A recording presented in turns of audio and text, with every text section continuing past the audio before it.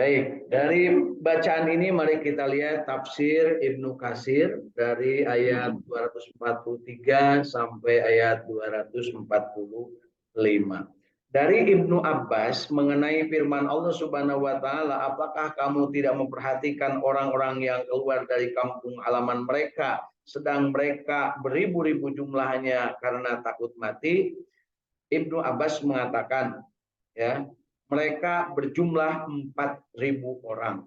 Jadi ini dari Ibnu Abbas keterangannya, tentu Ibnu Abbas ini mendengar dari Rasulullah penjelasannya, ya.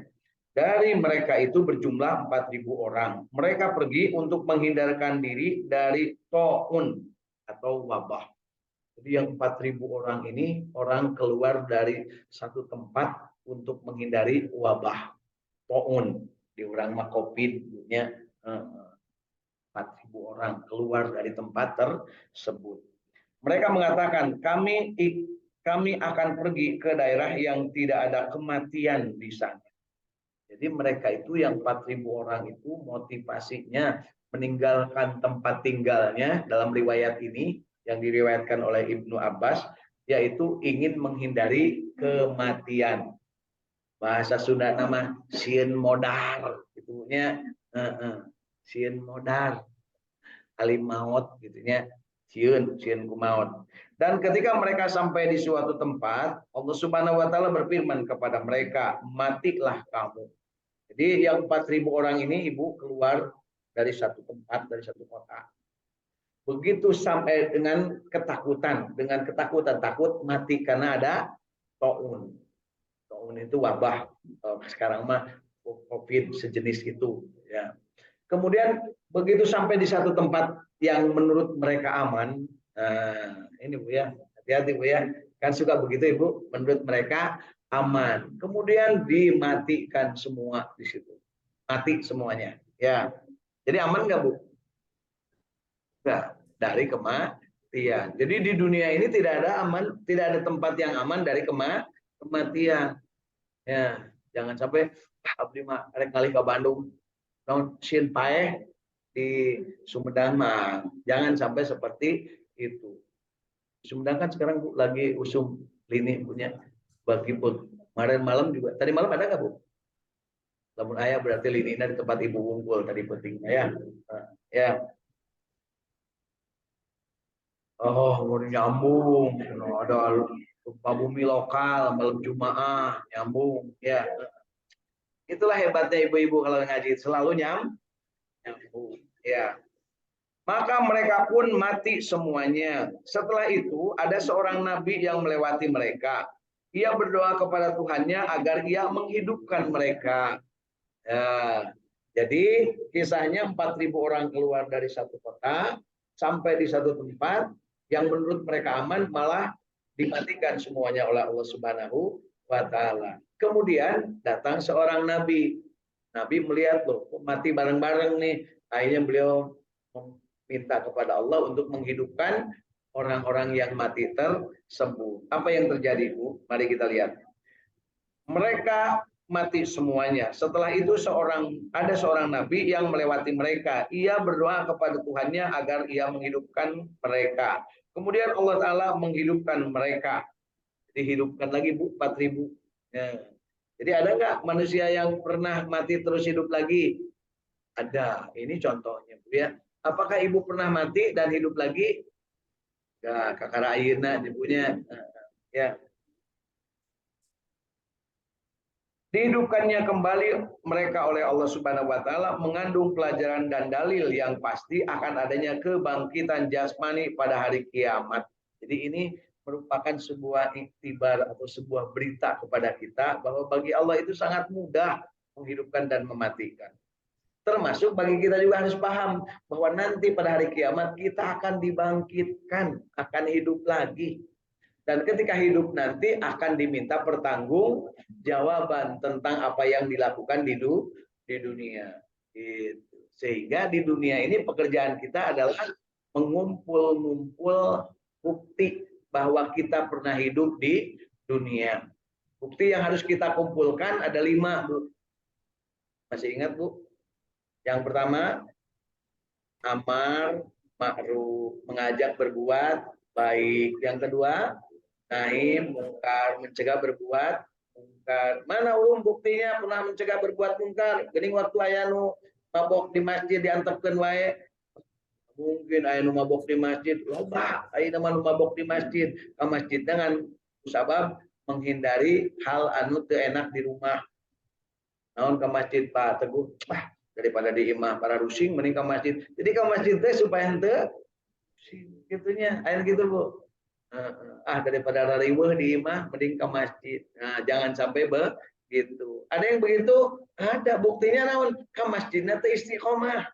Kadang-kadang belang bentong. Untuk belang bentong mah eta teh loba motif lain, loba modus nya. Non hari Jumahan, hari ini ka Jumahan mani roba bareng. Nah, hari ke masjid di poe-poe biasa tara. Era atuh teh Jumahan mah berarti modusna teh era. Nah, gitu ya. Lain gitu. Ibu ge aya lah. Non ngaji berang-berang ai penting tara ngaji. Ih, nah kita namanya teu ngaos kali itu nya. Ulah make jampe isin Bu mun ngaos mah lillahi ta'ala. Oleh karena itu Allah Subhanahu wa taala berfirman, sesungguhnya Allah mempunyai karunia terhadap manusia, yaitu karunia berupa diperlihatkannya tanda-tanda kekuasaan Allah Subhanahu wa taala yang jelas, tetapi kebanyakan manusia tidak bersyukur. Artinya, mereka tidak bersyukur atas nikmat yang telah dikaruniakan Allah Subhanahu wa taala kepada mereka, baik nikmat agama maupun nikmat dunia. Jadi Bapak Ibu, yang namanya kisah ini yang diriwayatkan oleh Ibnu Abbas menyebutkan bahwa yang 4.000 orang itu kemudian keluar dari kota karena takut ada kematian, ternyata begitu sampai di luar kota dia mati. Dan Allah Subhanahu wa taala mematikannya dengan mudah. Mereka takut mati di satu tempat, begitu pindah ke tempat lain benar-benar mati. Ya. Kemudian oleh seorang nabi, kita lihat di sini apakah ada diceritakan siapa nabinya tersebut. Karena banyak Bu nabi itu. Ada berapa Bu nabi? 240.000. Dari mana tahunya Bu? Dari mana? Dari Kangjeng Nabi. Di mana? Pernah nggak ketemu Rasulullah dengan 240.000 nabi? Nah, di mana? Waktu sholat. Di mana panggihna? Di Masjidil Aqsa. Kernaon. Nah, kan gitu ya. Waktu Rasulullah mau Mi'raj. Gitu. Jawabannya kudu jelas ari ngaji mah Bu, ari nu ngaji jeung nu teu ngaji beda. Nu teu ngaji mah kan gitunya ngomong wae lah gitunya. Eta tara ngaji gitu Bu. Jadi nu ngaji mah jelas di mana pepangihnya di Masjidil Aqsa. Di Masjidil Aqsa berapa orang? 240.000. Siapa imamnya? Nabi Muhammad Shallallahu Alaihi Wasallam. Kok Nabi Muhammad ada di situ? Kan Rasulullah itu di Mekah. Ya, kan diperjalankan, namanya Isra, diperjalankan teh Isra. Namun diperjalankan karena peting-peting disebutnya Israil. Jadi Israil teh resep ulin peting, resep jalan-jalan peting. Nah, ayeuna loba jelema nu ngaku Bani Israil, tapi kalakuanna teh siga Israil. Israil mah bager, Bu, soleh. Beda jeung anu ayeuna ngalaku Israel. Ya. Keul ka jelema teh Bu. Teuing da penyakit di mana eta Israel punya. Ya. Dalam kisah tersebut terkandung pelajaran dan dalil yang menunjukkan bahwa tindakan menghindarkan diri dari takdir kematian itu sama sekali tidak berguna kalau takutnya takut mati. Tapi kalau ikhtiar ingin, nah kan beda Bu, sieun paeh. Tapi namun hayang hirup mulia, nah beda jeung sieun paeh bunya. Padahal gitu kita yang gitu kan Bu, menghirup mulia berarti naon Bu? Sejahtera. Tapi paen teh. Ira paena Ibu. Teuing atunya matak Ibu cara ngascengenges oge, sok resep barat dahar, sok resep dangdan, resep kasalon, resep semprot minyak sengit, resep ganti-ganti baju, kusabab naon Bu? Kusabab teu nyaho Ibu paena iraha. Dalam nyaho mah moal dangdan Bu, geus we make boeh ti ayeuna. Mana-mana punya untung orang ternyaho paehna iraha. Ya. Dan bahwasanya tidak ada tempat berlindung dari ketentuan Allah Subhanahu wa taala kecuali kepada Allah. Jadi begitu Bu, kalau berlindung itu kepada Allah. Jadi kalau ada gelap dordar, usia gempa bumi gonjang-ganjing, jangan berlindung kepada rumah, jangan berlindung kepada pohon, tapi berlindunglah kepada Allah. Pansok ayah Bu, ke bumi, ke bumi, ke bumi, hujan gede. Datang ke imah, imah na ambruk. Kan gitu Bu ya. Ngiuhan, barang ngiuhan, gempa bumi, kan?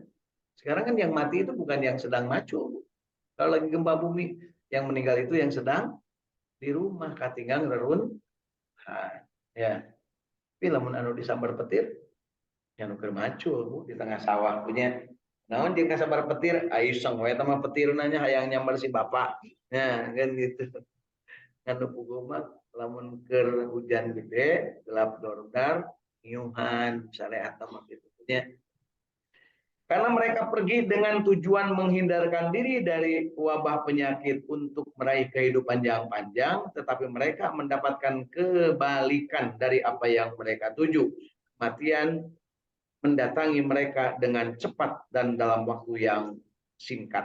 Ya, dalam satu waktu sekaligus. Termasuk dalam pengertian ini adalah sebuah hadis sahih yang diriwayatkan oleh Imam Ahmad bahwa Abdurrahman bin Auf. Siapa Bu Abdurrahman bin Auf? Seorang orang kaya. Orang mana? Oh, sanes Bu. Orang mana? Orang Madinah. Anu nulungan ka para sahabat. Anu datang di Mekah. Jadi Abdurrahman bin Auf itu Ansor atau Muhajirin? Bedana Ansor jeung Muhajirin naon? Ansor manu nulungan, Muhajirin manu hijrah. Jadi Abdurrahman bin Auf Muhajirin atau Ansor? Ansor, gitu ya. Kan orang Madinah, ya. Bang Abdurrahman bin Auf. Betul nggak Bu? Salah. Jadi Abdurrahman bin Auf itu orang Mekah terus Muhajirin terus jadi benghar kunaon? Dagang. Di mana boga modalna? Nah, itu tuh yang benar. Jadi lamun ya mohon satuju terus mainnya kan gitunya. Rahman bin Auf teh aslina urang parang nepi ka Madinah, manehna beunghar ke di Mekahna, tapi teu barang bawa sabab hijrahna karena Allah. Barang nepi ka ditu ditawaran ku urang ditu teh hayang naon maneh tuh aya imah, tuh aya kebon, tuh aya pamajikan cokot-cokot hiji. Anjeunna mementana modal. Nginjem eta oge Bu. Kemudian jadi orang kaya raya. Kira-kira di Bandung nu balenghar orang Bandung atau orang luar Bandung?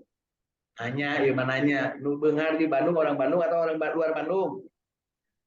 Nah, nu barokah hotel Garuda di Bandung orang Bandung atau luar Bandung? Buka hotel di Lembang orang Bandung luar Bandung. Itu we gampang ngomongnya. Cek buadang itu sanu balenghar di dia. Kurang Indonesia atau kurang Indonesia? Itunya. Ya, itu Bu. Boga pabrik anu tadi dijamin deket pabrik anu eta teh Pak Tatang, Pak Teguh, Pak Dadan, Pak Uung, lain Aseng, Pak Asong, Pak Asung kan gitu ya. Jadi hati-hati Bu, jangan sampai kita mengklaim diri. Nah, gitu ya. Abdi mah di Gombong, nggak mungkin. Bukan nggak mungkin. Lalu di Hongkong kayak balenghar di dia, kamu di Gombong, ibu ya. Terus Bu, setuju nggak Bu?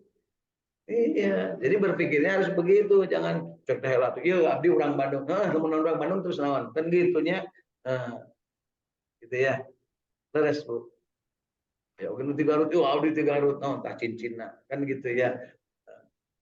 Jadi dalam hal ini yang namanya manusia itu diperuntukkan atau ditugaskan oleh Allah di mana saja kita berada. Silahkan. Ya, jemput takdirnya kan gitu ya.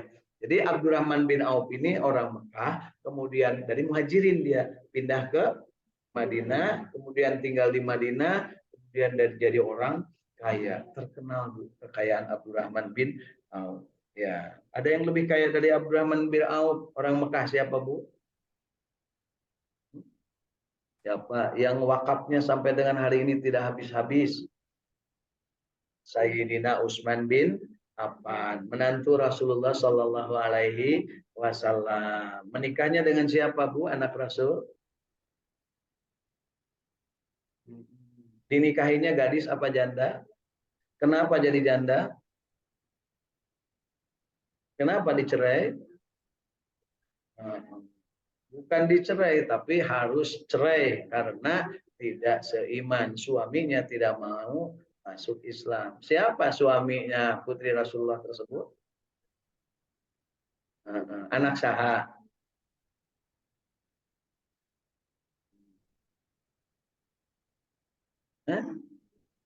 So, bukan nama Abu ya, dua goreng ya tabunya. Lain anak Abu Bakar, bagaimana Ibu ya? Baik Bapak Ibu. Jadi kita punya informasi yang cukup. Jadi anak Abu siapa tadi Bu? Ulah atau bukan budak? Jadi anak Abu siapa Bu? Yang semua kan mungkin baca deh ibunya. Taksing marinang maca tuh ibu-ibu teh Bu ngalah lamun ditanya ku anak. Nah ku incuna kayak bisa nerangkeun barang nepi ka Mekah Bapak mau incu yang jeung ibu. Amin. Nepi ka Mekah mau incu. Ya, ya. Bapak incu. Maksudnya nu mawana anak ibu jeung incu jeung anakna ngajak ibu gitu. Amin. Amin. Da jarang aya nemen ini nu mawa incu. Namun ini lagi can ini kan gitu. Nah, pada lebih kali itu ada Jalan Abdurrahman bin Auf. Tanya si anaknya, Bu, di Bandung mah kan yang gede teh Jalan Sudirman, Jalan Oto Iskandar, Jalan Ibrahim Aji, Jalan Nasution, Jalan Suci, kan punya jalan naon itu Bu?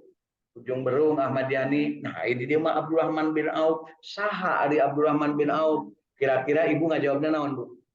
Nggak tanya, nggak suka mah ibadah. Saya tak ibu belegug gitu teh Bu. Ayeuna keur usum nini belegug jeung aki-aki belegug.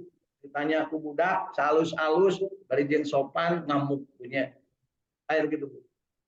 Tuh aya. Banyak Pak apal wae kan apal lain teh kudu nyaho Bu supaya urang teu kabelejog nya supaya teu kabelejog kudu loba teuing gimik-gimik ya. Beueur usum ayeuna pemilu ngabobodo rakyat. Sigan balalager ibunya bagi-bagi sembako padahal eta teh duit urang sorangan lain ti manehna da manehna ge teu garablek sarua nah kan gitu ya terus kudu jelas Bu sabab kuring mah nyaho jadi mun nyaho nikmat nepikeun tepikeun nyaho ti mana kapan tinggal kaca ya sabarahatan sih di mana imahna kan gitu Bu gampang ayeuna mah Bu. Lamun ibu yang milih ayeuna capres handrek dipilih caleg siapa yang dipilih tong wah kaset wah ngagantung wah sembako wah kaos lain tinggal datangna set dadan asal nanti mana lahir di mana pamajikan sabaraha hiji boga embe saberiji boga soang saberiji aya dirinya lamun ibu katempoyan manehna teh sagala boga tapi teu ditulis di dinya laporkeun berarti teu balik eta jelema ya aya gitu Bu. Ya pandai nama buka pamajikan dua tadi dilaporkan nah hiji kapangena lamun geus naon mun geus paeh kan gitu Bu ya. Taksim kuring mah jujur we hiji buka pamajikan. Hiji di Bandung, hiji di Tasik, hiji di Cirebon. Hiji we di mana-mana oge Bu ya. Karena seberiji sarua teh payu karenanya ya. Baik, lanjutkan. Ini ada sebuah hadis yang disebutkan bahwa termasuk dalam pengertian ini adalah hadis-hadis sahih yang diriwayatkan oleh Imam Ahmad bahwa Abdurrahman bin Auf memberitahu Sayyidina Umar bin Khattab di Syam bahwa Nabi SAW bersabda. Jadi Abdurrahman bin Auf memberitahu Sayyidina Umar bin Khattab di Syam. Syam itu di mana Bu? Sekarang Syam itu namanya Suriah. Ya. Kan ada Suriah, ada Lebanon, ada Yordania, ada Palestina, ada Israel, ada Turki, ada apalagi di sekitar itu Bu. Nah itu namanya kawasan itu namanya Syam. Ya, ibu kotanya lama Damaskus. Di Damaskus itu nanti bakal turun yang namanya Nabi Isa alaihi salam. Turun deh Bu. Ya. Jadi kalau Kanjeng Nabi naiknya di Palestina, nah, kalau Nabi Isa bakal turunnya di Damaskus, ya, Syria, Suriah. Kemudian disebutkan di sini bahwa sesungguhnya penyakit ini dijadikan sebagai siksaan bagi umat-umat sebelum kalian. Jika kalian mendengarnya melanda di suatu daerah, maka janganlah memasuki daerah itu. Dan jika penyakit itu melanda di suatu daerah, sedangkan kalian berada di sana, maka janganlah kalian keluar untuk menghindarinya. Jadi Bapak Ibu, namun ada sebuah penyakit di satu tempat, kalau tahu bahwa ada penyakit di situ, Bapak Ibu jangan ngacir kabur. Karena apa? Begitu kena yang di tempat baru itu akan terkena juga. COVID ini terjadi karena apa? Karena tidak disiplinnya manusia ketika terjadi COVID di tempat yang pertama kali terjadinya COVID, kemudian dititah ulah kadarinya masih kadarinya, titah keluar ulah kaluartinya masih kaluartinya. Yang datang ke Indonesia COVID asalnya berapa orang, Bu? Cuman 1 orang. Kemudian nyebar. Akhirnya COVID ke mana, Bu? Kamana COVID ayeuna? Aya keneh, Bu. Dina awak kurang nugas pernah kena COVID tetap akan ada. Tapi dia dilemahkan. Ya. Artinya apa? Segala penyakit itu tinggal nunggu we ka urang teh. Datang. Ya. Jadi yang pernah kena COVID, hati-hati, di dalamnya masih ada COVID, tapi sudah diserum, sudah divaksin ataupun sudah diapain namanya sehingga dia menurun kemampuannya. Bagi yang lemah, yang belum, jangan juga rasa mukah, karena bisa jadi pada saat lemah dia akan masuk. Hebatnya COVID itu menyerang gelo. Gelo mah terkadang COVID sebab naon? Dia mah tidak tahu lemah, tidak tahu pokoknya begitu. Hujanan, papanasan, tadi celana, tadi baju. Dia gelo kena COVID. Tapi pejabat di dalam ruang AC, bahkan dokter spesialis, bahkan kepala rumah sakit terkena COVID. Ya, gitu ya. Jadi ketika kita memahami itu, jangan sampai terus, aduh, abdi marah ya, aduh, beki haduh, ya beki gampang kak, serah. Terutama, yes, saya rakyat, wakil saya tuh di Senayan, tuh nu aya di ayeuna di Istana Negara ge eta teh kuring memilih, gitu. Jadi rakyatnya pemegang kekuasaan tertinggi. Wah, ini ngomong gitu. Cicing, maka bagian sembako sih amun ngomong gitu. Ngomongin Raja Abdi kan gitunya. Padahal namanya pejabat, presiden, gubernur, wali kota, RT RW, KBOG pelayan masyarakat. Lamun mau melayani eureun. Ya, itu Bu. Berarti masih mau melayani. Bukan diri kita naikkan cek sahun naikkan pasti loba. Lamun naik asalna eueun bintang gitu ya. Nah, pengen bukti silahkan ayeuna tapi kasih goreng tapi kehanap-hanapnya. Nah, kenapa? Ada motivasi dunia. Ya, dunia. Ya. Jadi Bapak Ibu, di sini pedoman tentang bagaimana kalau seandainya menghadapi suatu wabah. Jangan takut mati. Saya punya teman yang beberapa orang yang justru karena takut mati. Dia pada saat bulan kan kita sekantor. Saya tahu saya dengan orang yang kemudian beberapa hari kemudian meninggal. Bangun, atau cenaykan ditutup maskernya. Yang kapan urang mah teu masker rek wudu, banyak wudu kudu memakai masker dan gitunya. Diteuneulah digantungkeun masker teh. Aya manehna mah tuh. Belaan keur wudu, maskerna dibetot dikitukeun. Eta belegungna jelema, sieun paeh padahal paeh mah geus aya dina diri gitu ya. Saya biasa lagi wudu taruh ya. Sering biasa. Teu naon, da eta mah panggilan disebut kudu tahu gitu lah. Apa yang terjadi? Nah, nggak lama kemudian dia jatuh sakit dan sempat kontak saya, Pak saya sakit ya, nggak kantor ya, nah, kan gitu ya. Akhirnya apa yang terjadi? Ya itulah kalau sudah takdirnya begitu. Tapi ada juga yang memang benar-benar berseka bagus banget gitu ya. Wah segala sesuatu disiplin. Namun ketemu saya juga, punten Pak ya kertas nanya kayak tahu segedinya kejauhan. Siunun urang teh berenang COVID ya. Cek saya Bu tong gitu-gitu teh biasa we. Tinggali di TV nabi di film nah oke perpus wah kawan naik mobil teh kajian kene cicing lila teu nepi-nepi kajian kadin ting lila ngadaguan mobil lamun mobil nepi nu mung naik alhamdulillah nu kaina salamet kene artinya apa ada memang yang sudah ditentukan panjang umur ada yang pendek umur tapi intinya bukan penyakit tapi jangan salah kita kalau ada yang meninggal belum apa-apa yang ditanya apa naon maut nak masuk nanya gitu bu kepae hari maut bu beres bu perkara nanti dapat beritahu bahwa dia meninggal karena tabrakan bahwa dia meninggal karena itu nanti nanyanya bukan innalillahi kunaon maut nak disikan rek mantuan gitunya kan rek maut ini beres gitu masa gitu pak sama tetap mencerminkan keadaan jiwa seseorang. Kalau ada yang meninggal dunia, innalillahi wa inna ilaihi raji'un.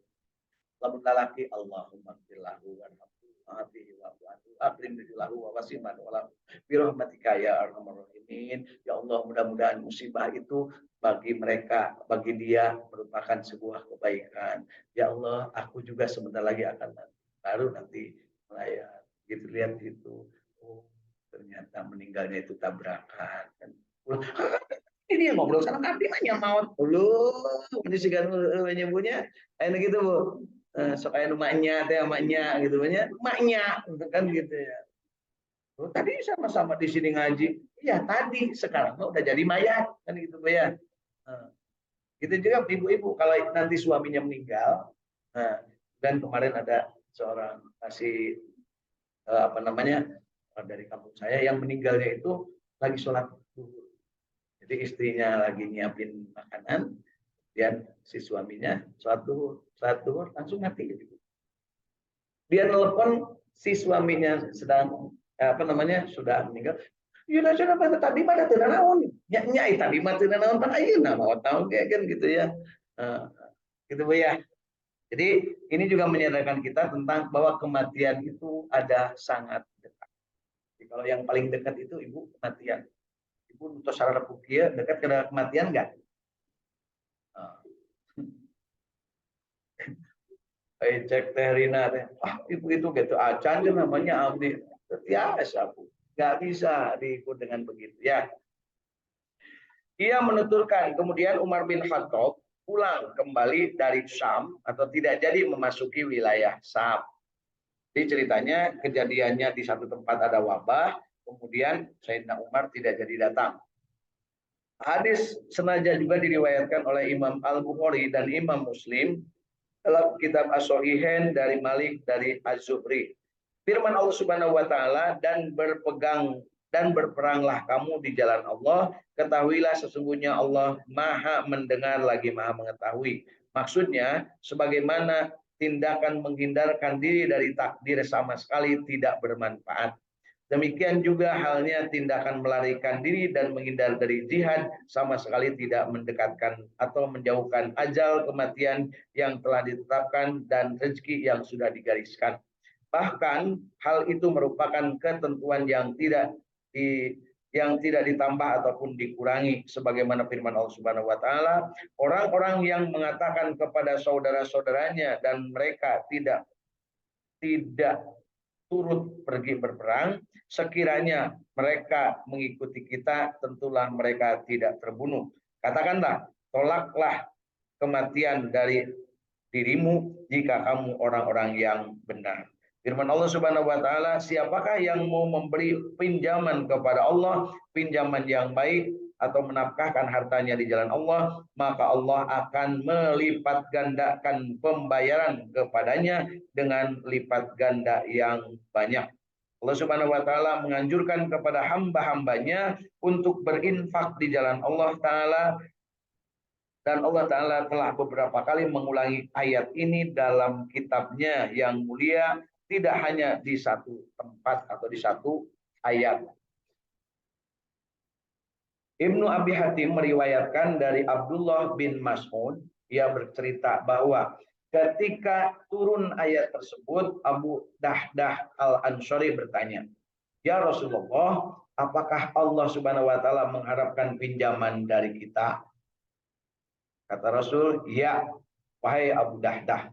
Jawab Rasulullah. Kemudian Abu Dahdah berujar, "Perlihatkanlah tanganmu kepadaku ya Rasulullah." Kemudian Rasulullah mengulurkan tangannya dan Abu Dahdah berkata, "Sesungguhnya aku akan meminjamkan kepada Tuhanku berupa kebun."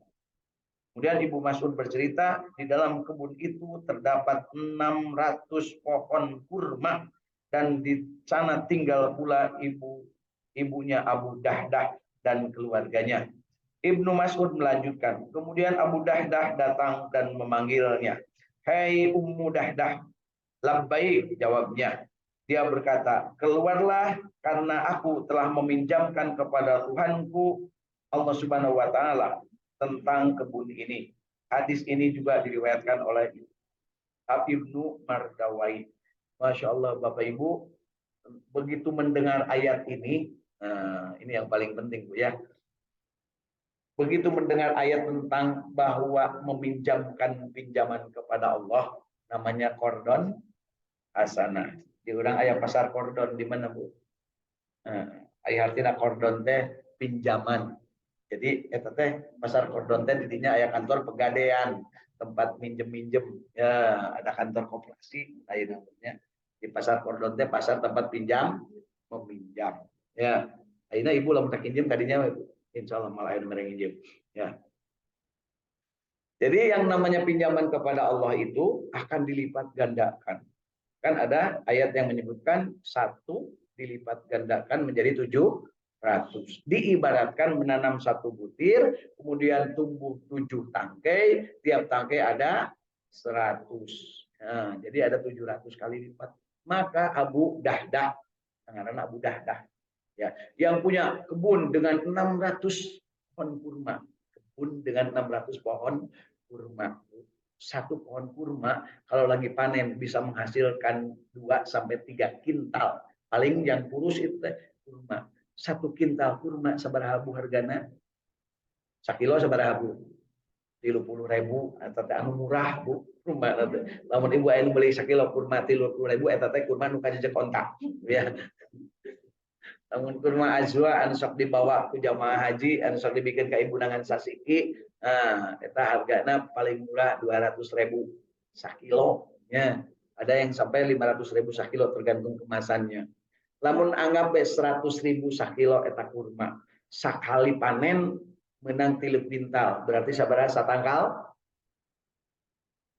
Ibu matematika. Nah, ieu mah kumaha lamun ikut debat capres ge malah nyarekan ka abdi. Wah, nanya-nanya gitu kan gitu. 1 kilo 100.000. Sakintal berarti ya 100 kilo sekali 100.000 seberapa? Hah? Sebelum sepakat saya tidak akan berhenti. 1 kilo 100.000. Namun 100 kilo berarti tinggal tambah nih 0 tuh. Berapa? Ya sok lah kumadinya Bu ya. 10 juta. Teman nona we opat tentunya. Tiap tanggalnya menangna 3 kintal. Jadi satanggal menangna 30 juta. Jumlah tanggalnya seperti Bu? 600. Jadi sabaraha menangna sakali panen?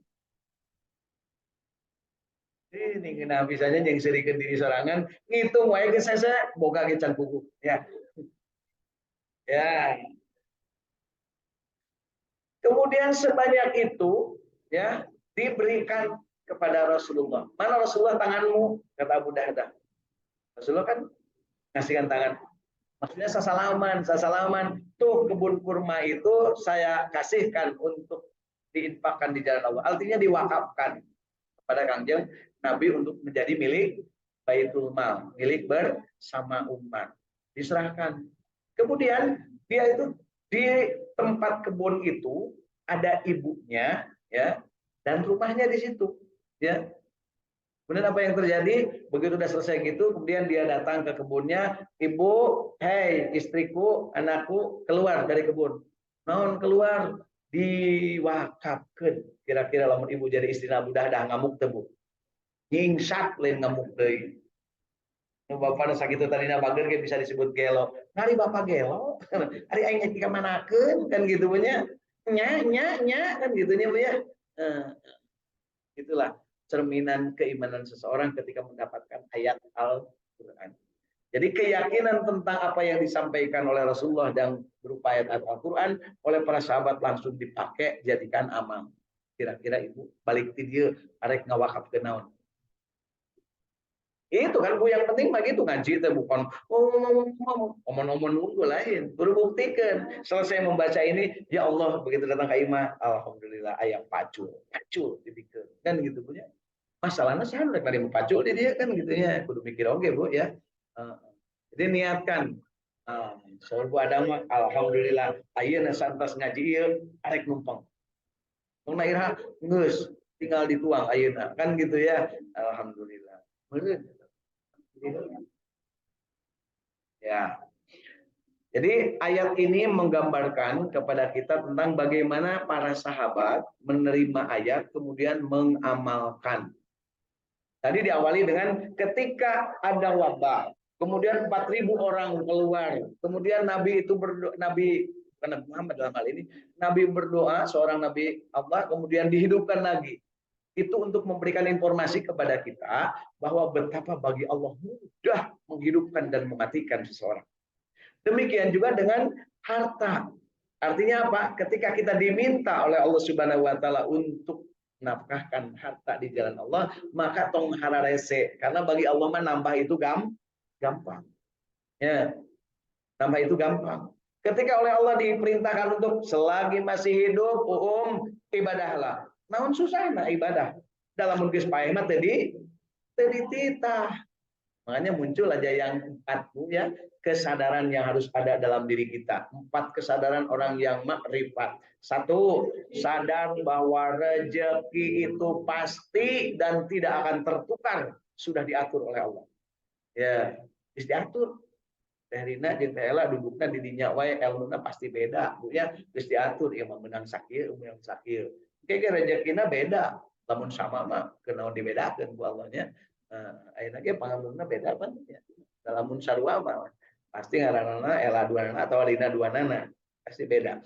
Nah, jadi yang pertama adalah rezeki itu sudah diatur dan tidak akan Nah, yang kedua, kita harus sadar bahwa ada kewajiban. Ketika kita dalam keadaan miskin, kewajibannya apa? Dalam keadaan kaya, kewajibannya apa? Dalam keadaan sembuh, kewajibannya apa? Dalam keadaan sakit, kewajibannya apa?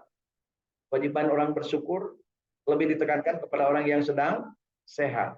Kewajiban bersabar lebih ditekankan pada orang yang sedang sakit. Tapi apakah orang yang sehat bisa bersabar?